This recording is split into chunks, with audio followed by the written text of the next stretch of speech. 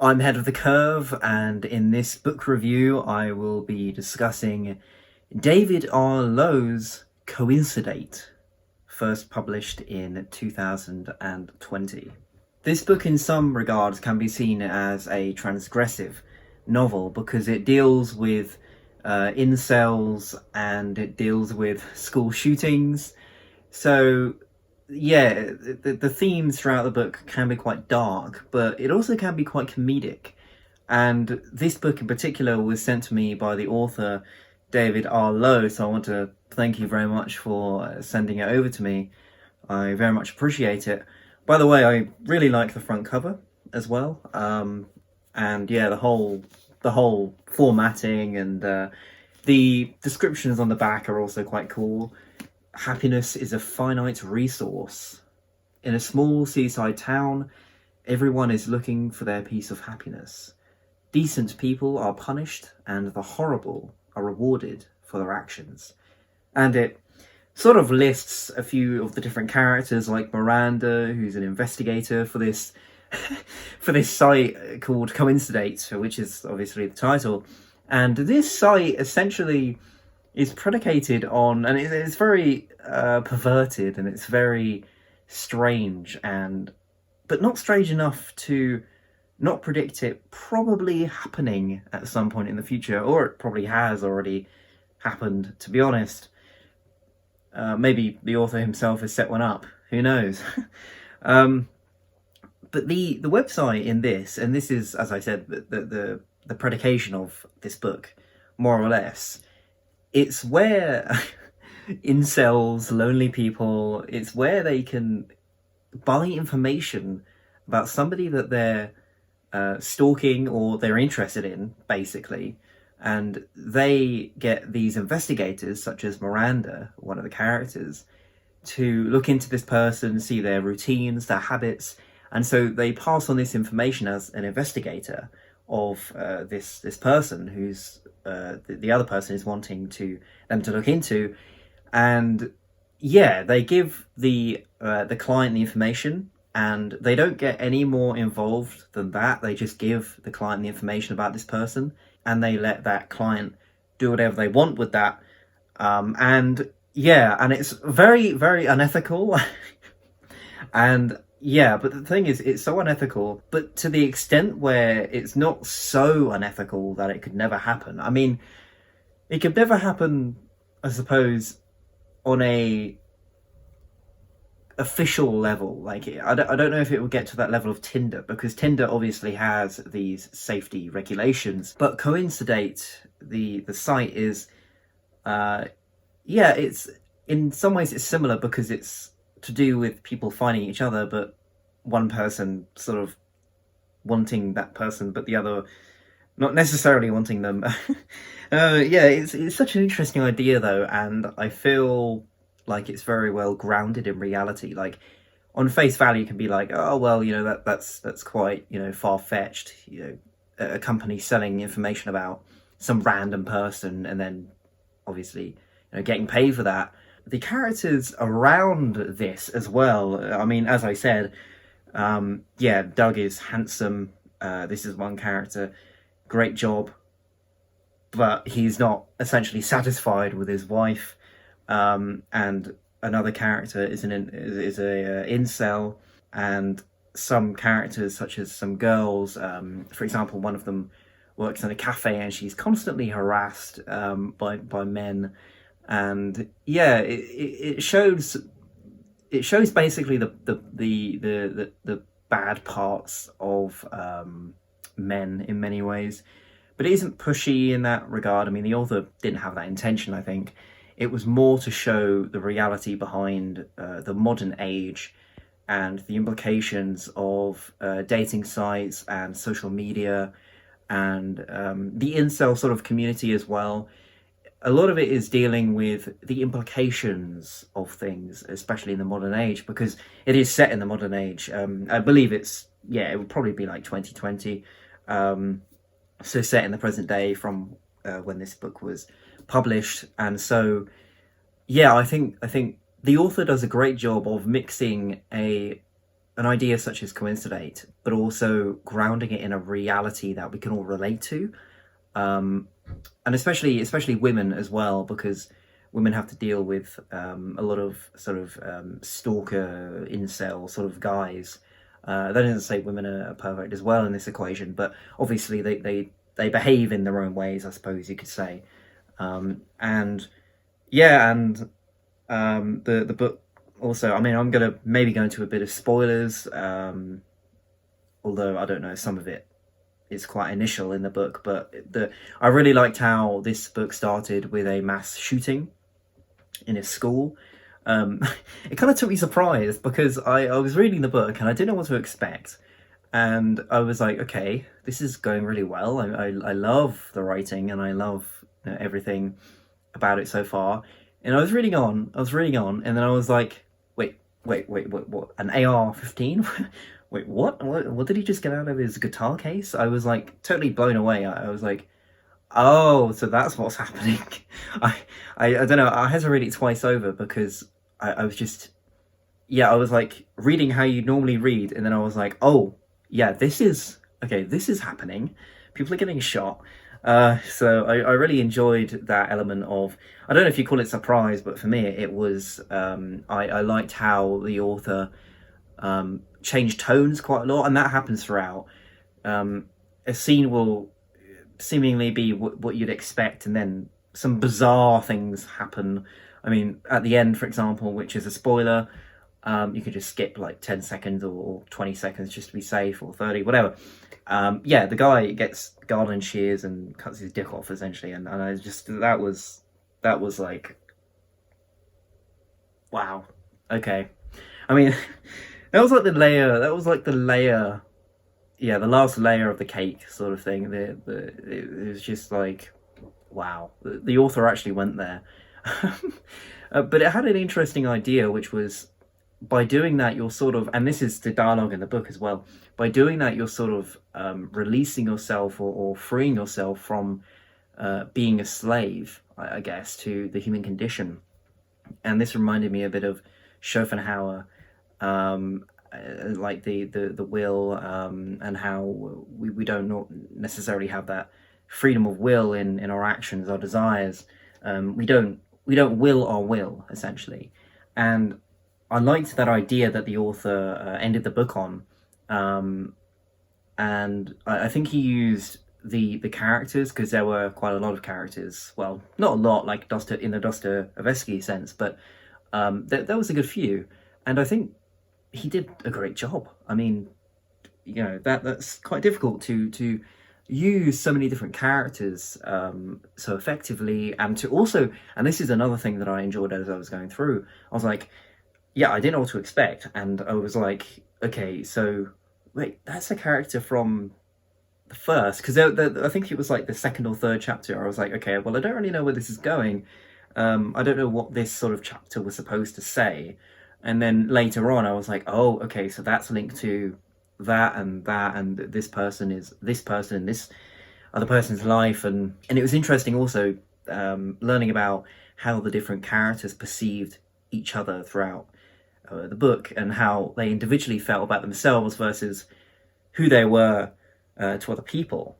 So I found that especially interesting. I thought the author did that brilliantly. In terms of the length of the book, being 400 pages, I thought this worked fine. I mean, I don't think it needed to be any longer, but it didn't need to be shorter. I felt that it was a perfect length for the story being told, because it was not complex, but it wasn't a simple sort of narrative, I suppose, because of how well written it was.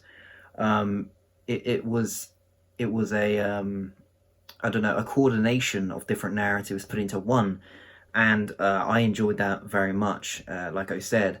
And so, I mean, there was a point, not at the end, because I found the end was brilliant. There was about 50 pages or maybe 70 pages towards the end where, I don't know, it wasn't as interesting as the first half, and then the end really did it for me. It was really, really good, and that might have just been my own preference for the story, and just it wasn't really sort of the author didn't do anything wrong per se. It was just I liked the first half a lot more than a certain section of like 70 pages towards the end, and then the very end was really, really good. So yeah, I mean, overall, I was reading it. I was just yeah, I was just really impressed, to be honest. As soon as I caught on to what the style of the narrative was going to be, you know, mixing the characters and using this website CoinciDATE, linking it all together and then finalizing it towards the end, and then it having the end having that, you know, the garden shears moment. And I think there's a lot of philosophy behind this book as well. It's not in your face either. It's more the book sort of leaves it up to you to finish the book and be like, well, what did I just experience? So I liked that, how the book wasn't like, yeah, this is the lesson. It was more inferred from the reader. And so the author doesn't sort of insult the intelligence of whoever's reading it. He just trusts the reader to sort of get what he's trying to say through these characters. And I just loved that approach. And as I alluded to earlier, there are a great few comedic moments as well. I find that the book isn't trying to be comedic in a sense, but through either the ridiculousness, well, mostly the ridiculousness of some of the character decisions and thought processes, you can't help but just like be amused by how absurd or I don't know, arbitrary their sort of decision making is, or their view of things is, how laughably I don't know, like obscene maybe. Obscene is a good word. Because yeah, I mean, these some of the incels in this book, like Barry and Doug, yeah, the thought processes are very depraved at times and perverted. Yeah, I just found this was very entertaining, and it was also just sort of a reflection of society as a whole and what things are getting to, or what they can be. And as I said before, the implications of these media platforms, and also, well, it says on the back how school shootings are becoming the norm. This is something my friend Cody said, my fellow bastard on the podcast. He basically regards school shootings in the US as the norm. And yeah, I mean, I guess it would be if it happens so often, which I think they're not even reporting that many anymore, because it's sort of a given that they're going to occur. At least one thing that COVID did is potentially reduce the amount of school shootings in schools. Or if anything, maybe it just exacerbated the issue because the people were just alone, and it built up more to when they are available to be going back to school. So who knows the actual logic behind that, but hopefully the COVID situation perhaps prevented some, or made people rethink that decision anyway. So maybe there's a silver lining there, but I can easily see it being disagreed with as well. Again, I didn't really know what to expect when going into it. I knew that there was some sort of theme around incels, and that isn't the main premise of the book. It just, there are some characters who resemble incels, or who are at least incels, but it's more predicated on the unethical dating site, or not really dating, more of just stalker platform, or whatever you want to call it, CoinciDATE. Yeah, it's predicated on that, but the characters and the incels, for example, it's all revolves around this theme of perversion, and how the modern world, how culture is just exacerbating the problem in many regards. And I think that this book is a great reflection of that. And I don't know what to say. I mean, the author just did a great job. There's also some philosophical dialogue at times, which was also quite interesting. But I want to encourage anyone watching this review, if you haven't already, to just read the book. David, the author, did a great job, and I think that this is a book that deserves to be sold at mainstream bookstores. I think, in a weird way, people who don't read transgressive fiction would be able to find this one to be a good starting piece, or a good introductory route into that genre. And this isn't to defile the book. I only say this because of how good I think it is, and how also easy to read at times, or most of the time. It's just really, really easy to read. But the thing is as well, it's not because the author's writing is simplistic. It's really not. Just, it flows so well, that the pacing of the story, yeah, the writing, again, I was just consistently really pleased with how good the book was. And I was just, yeah, I mean, I read this, by the way, I read this in like 3 days, well, less than 3 days. I read like 4 hours today. Yeah, I don't know, I didn't really want to put it down. So anyone who has not read this book and who likes books that have a bit of meaning but it's not too much in your face, people who like, I'm just going to go out and say it, people who like great books, who want to maybe have some realization after reading it, you know, for it not to be too difficult to read, but also it relying on you to pick up some pieces yourself. I just recommend this book very highly.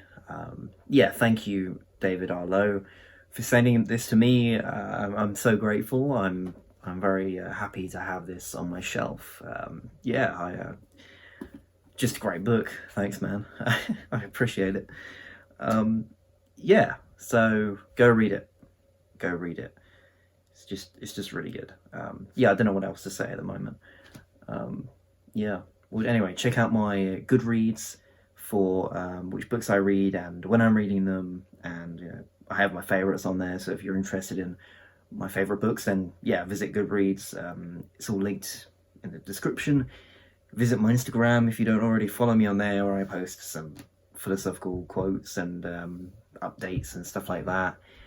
And also listen to the podcast, The Bastard Sons of Oedipus, where me, GC Mackay, and a thin slice of anxiety, aka Cody Sexton, we talk about all things transgressive, literature, bit of comedy as well, probably in the wrong places, let's be honest. But yeah, check that out if you're interested in podcasts. And yeah, thank you for watching, and I'll see you in the next one.